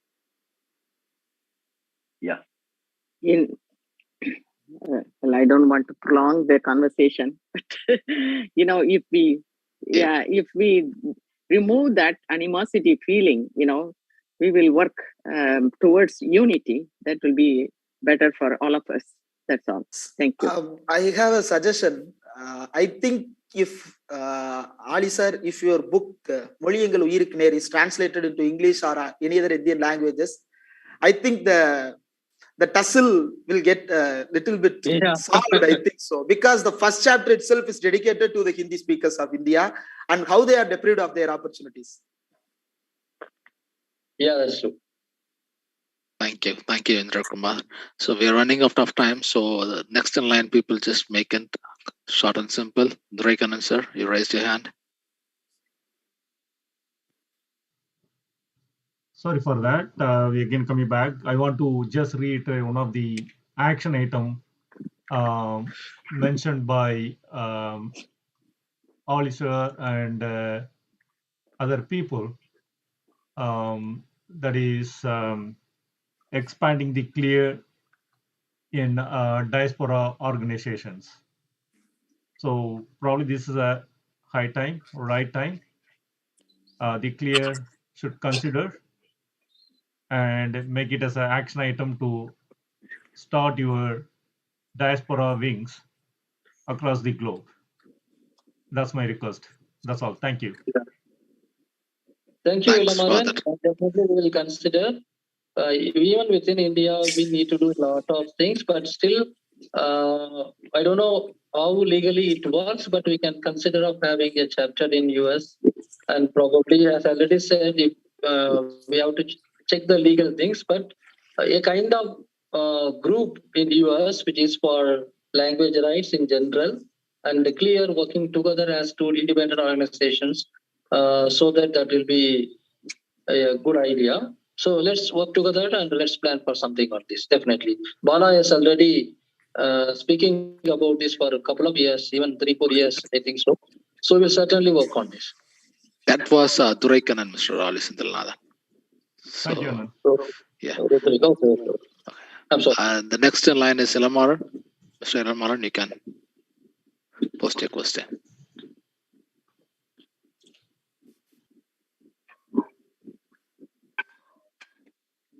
Ilamaran, we can't able to hear you. No, it's my son, Ilankathir. Ilankathir, can you post your question? Yeah. Ilankathir.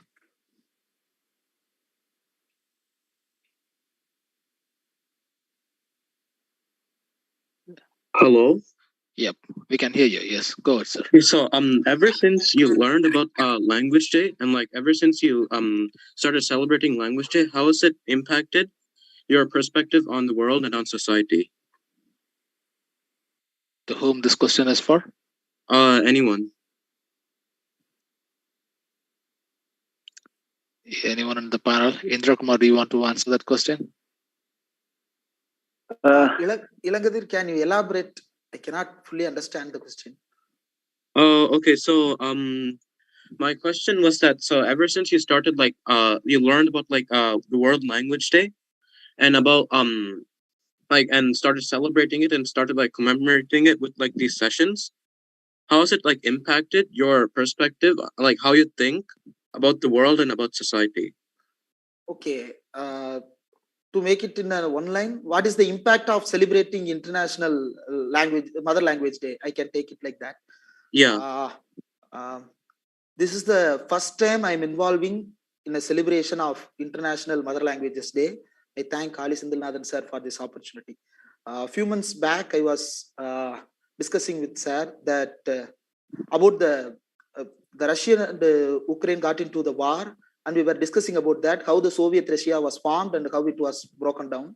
When the Soviet Russia was united as USSR, Lenin was the one who imagined and visualized that how the USSR should be and what are the nationalities should be added into and how they should be recognized and how the languages should be treated.